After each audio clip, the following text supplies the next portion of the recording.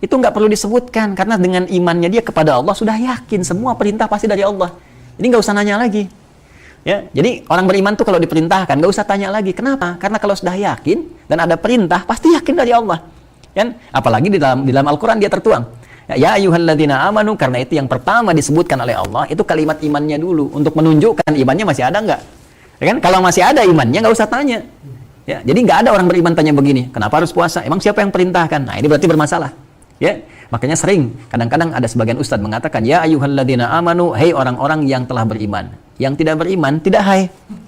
Artinya apa? Ya kalau memang belum beriman ya susah menerima perintah ini. Ya, kalau memang imannya lemah, tapi saking selemah-lemahnya pasti ada ketaatan. Ya, yang dikhawatirkan imannya itu purna gitu. Ya, imannya pupus, itu yang bermasalah. Jadi kenapa di sini bentuknya fi'il majhul atau bentuknya menggunakan bentuk fi'il madhi majhul, bentuk pasif untuk menguji kekuatan iman seorang hamba yang kalau diperintahkan apapun pasti dilaksanakan, tidak akan bertanya lagi. Karena itu yang Allah khitab, Allah ajak kemudian bicara, itu imannya. Ya ayyuhalladzina amanu, hai semua orang yang telah merasakan menyatakan dirinya beriman. Kalau masih punya iman, kutiba alaikumusiyam, tunaikan puasa, diwajibkan bagi kalian. Maka orang beriman akan mengatakan sami'na wa ata'na. Siap ya Allah. Ya, dia nggak akan bertanya lagi siapa yang wajibkan, ya. Kalau nanti masih ada yang bertanya begitu, ini menunjukkan imannya kurang atau rendah sekali atau lemah atau bahkan ya menuju pada titik-titik yang paling mengkhawatirkan. Baik itu. Jadi ini dalil keutamaannya, itu yang saya bahas. Nanti selebihnya kan sudah ada buku saya yang mana ayat puasa ya.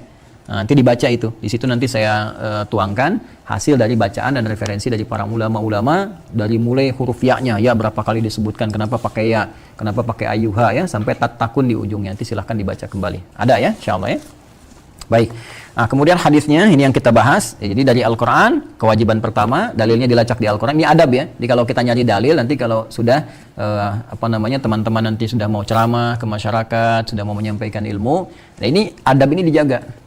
Jadi kalau kita mau menyampaikan perintah ibadah, informasi, maka runtutan pertama kali skema penyampaian kita adalah dalil Quran. Setelah itu apa? Hadis. Itu diurutkan. Nanti dari Quran dan hadis bagaimana syarah dari para ulama. Ya, dari kalangan sahabat, tabi'in sampai ulama-ulama sampai ke kita sekarang. Jangan dahulukan pendapat kita dulu. Ya, kita siapa gitu kan? Kita siapa? Jadi ini tertibnya dari Allah Subhanahu wa taala yang berfirman, kemudian Nabi SAW menyampaikan lewat hadis, setelah itu baru kemudian ke ulama-ulama dari kalangan-kalangan sahabat, kemudian tabi'in sampai ke kita. Jelas ya? Baik. Teruskan ya hadis yang kemarin kita bacakan. Ya, siapa yang baca ulang? Affaf baca. Haddatsana Qutaibah. Pakai qala dulu. Nah, qala itu begini, ini tertib di ilmu hadis. Jadi kalau kita katakan haddatsana, telah menyampaikan kepada kita. Siapa yang menyampaikan ke kita? Nah, ini kan Imam Al-Bukhari yang bilang haddatsana, menyampaikan kepada kami, kepada saya Al-Bukhari gitu kan. Nah, Affaf siapa? Kan? Maka di ilmu hadis itu kalau kita mau baca, orang ilmu hadis berkata qala. Ya, qala telah berkata Imam Al-Bukhari qala haddatsana, menyampaikan kepada kami. Jadi kalau kita mau baca hadis, pertama baca qala dulu. Ya. Baik.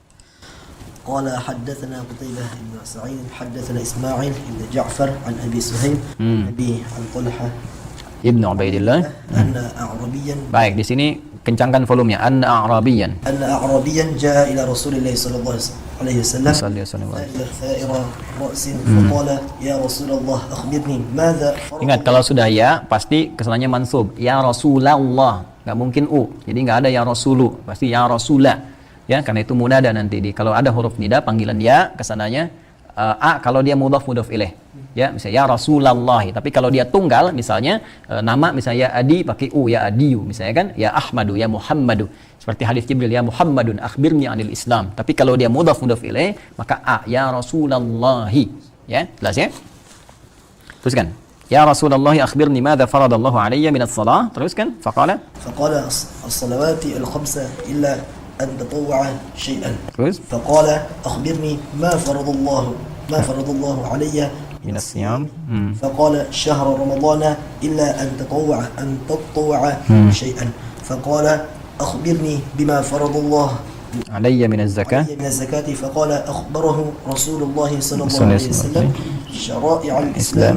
فقال والذي أكرمك لا أتطوع شيئا ولا أنقص مما فرض الله علي شيئا. فقال رسول الله صلى الله عليه وسلم أفلح إن صدق أو دخل الجنة إن صدق.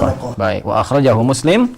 Ya, dan diriwayatkan juga oleh Imam Muslim nomor hadis yang ke-11. Jadi Imam Muslim juga ya di dalam Kitabul Iman ya, dalam Kitabul Iman, jadi beliau juga punya kitab Sahih Muslim.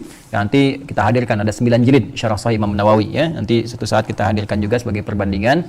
Nanti di dalam Kitabul Imannya beliau menyantumkan juga ini dengan esensi yang serupa, maknanya sama. Tapi nanti ada penekanan redaksi yang beliau sampaikan. Jadi disebutkan di sana anna arabiyyan jaa ila nabi sallallahu alaihi wasallam faqala, gitu kan, dullani ya ala amalin idza amiltuhu dakhaltul jannata.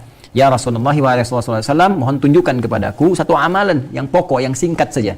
Ya, nggak usah banyak-banyak amalnya. Cari amalan sedikit saja, tapi kalau aku kerjakan masuk surga. Pinter ya? Ya kan? Pinter, modal dikit pengen keuntungan banyak kan? Nah, maka Nabi SAW jawab, faqala Rasulullah SAW, ya ta'budullaha wa la tusyriku bihi syai'a. Itu amalan pembukanya. Selanjutnya sama. Ya ta'budullaha wa la tusyriku bihi syai'a. Engkau menyembah Allah dengan sempurna, gitu kan? Jangan berbuat syirik. Ya, sempurnakan ibadahmu, jangan berbuat syirik. Di antara yang menyempurnakan ibadah itu amalan pokok. Ini nanti yang disebutkan oleh Imam Al-Bukhari. Nah, saya bacakan dulu terjemahannya dengan tafsirnya. Baik, ya, di sini penting saya sampaikan, bagus ini ya kitabnya, jadi menunjukkan juga selain di Al-Bukhari ada di Sahih Muslim, ya kan? Hadisnya nomor sekian. Nanti ketika kita baca akan ada padanan-padamannya, ya. Bismillahirrahmanirrahim. Saya bacakan langsung ke rawi terakhir, ya kan? An Talhah ibn Ubaidillah anna Arabiyan, bahwa seorang Arab Badui. Ingat ya, ada Arab, ada Arab. Itu beda. Saya ulang ya, ada Arab, ada Arab. Itu beda. Ya, kalau disebutkan Arab, nah, ini banyak dalam Al-Quran, itu yang ditunjukkan orang Arab Badui, ya, dari padang pasir. Dan Baduinya, desanya Arab dengan kita itu jangan disamakan, berbeda.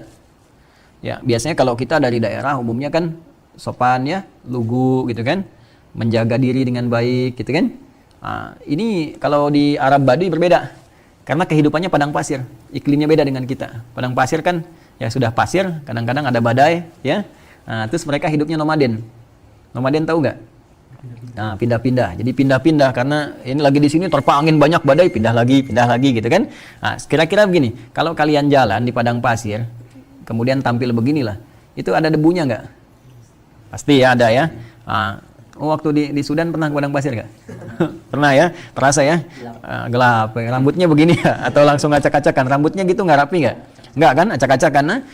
Acak-acakan itu bahasa Arabnya tha'ir ra'si. Ya. Jadi kalau orang-orang Baduy datang kepada Nabi, datang terus di hadis ada redaksi tha'ir ra'si, itu berarti dia telah menempuh perjalanan yang enggak mudah gitu kan. Sampai rambutnya acak-acakan dan sebagainya. Jadi kalau ada istilah redaksi Arab, maka Arab mana? Baduy. Nah, karakteristik Arab Baduy di Arab itu beda dengan kita di sini. Sekali lagi. Jadi tadi ya keadaannya sering berpindah-pindah, iklimnya keras. Karena keras itu sifat mereka pun ada kerasnya. Kadang-kadang nggak konsisten, sekarang bilang A, besok B gitu. Ya, makanya di Al-Quran jelas kalimatnya Al-A'rabu asyaddu kufra wa nifaqa. Ada lagi misalnya yang mengatakan beriman di lisan, hatinya nggak nyampe. Ada. Ya, ingat ayatnya? Ya, surat apa nih? Qalatil a'rabu amanna. Surat apa? Al-Hujurat. Ayat berapa? 14. Gitu kan? Coba bacakan ayatnya. Apa yang baca? Faiz baca. Qalatil a'rabu amanna qul lam tu'minu walakin qulu aslamna walamma yadkhulul imanu fi qulubikum. Sampai situ dulu. Nah, kebayang nggak? Qalatil a'rabu amanna. Seorang Arab Badui berkata, gitu kan? Dia mewakili teman-temannya, kami telah beriman. Ya, Nabi kan nggak bisa menghukumi hati seseorang kecuali dengan petunjuk Allah. Turun wahyu mengatakan, kulam tu'minu, katakan pada mereka, kalian imannya belum serius tuh. Ya, baru di lisan aja, walakin qulu aslamna. Katakan kami baru masuk Islam, karena formalitas untuk masuk Islam itu kalimat syahadat kan? Syahadu an la ilaha illallah, syahadu anna Muhammadan. Nah, itu yang diucapkan pakai apa? Lisan, berarti baru di lisan. Nah, untuk menguji sampai nggak iman itu, kalimat itu ke hati kita. Kalau sudah sampai, baru jadi iman. Mukmin namanya. Ya, jadi mukmin. Jadi kalau muslim mengucapkan di lisan, imannya nyampe lisan. Begitu iman nyampe ke dalam qalbi, maka berubah statusnya dari muslim jadi apa? Mukmin. Beda antara sampai ke hati dengan masih di lisan, itu beda. Ya, kalau di lisan tuh semua bisa berkata, ngaku. Ya, persis dengan orang berkata begini, aku mencintaimu gitu kan, itu kan di lisan. Nah, baru itu terbukti kalau sudah dituliskan di buku nikah. Ya, makanya kalian jangan main-main nanti ya. Jangan macam-macam. Kalau ada yang bilang aku mencintaimu, kita buktikan aja. Nanti cinta kita di buku nikah, kan? BPKB namanya, buku pernikahan kita berdua. Catat, Izan. Ya gitu ya. Nah, iman juga begitu. Karena masalah iman keyakinan sama dengan cinta. Ya, harus sampai ke hati. Cinta kalau cuma di lisan nggak nyampe ke hati, nggak ada perhatian.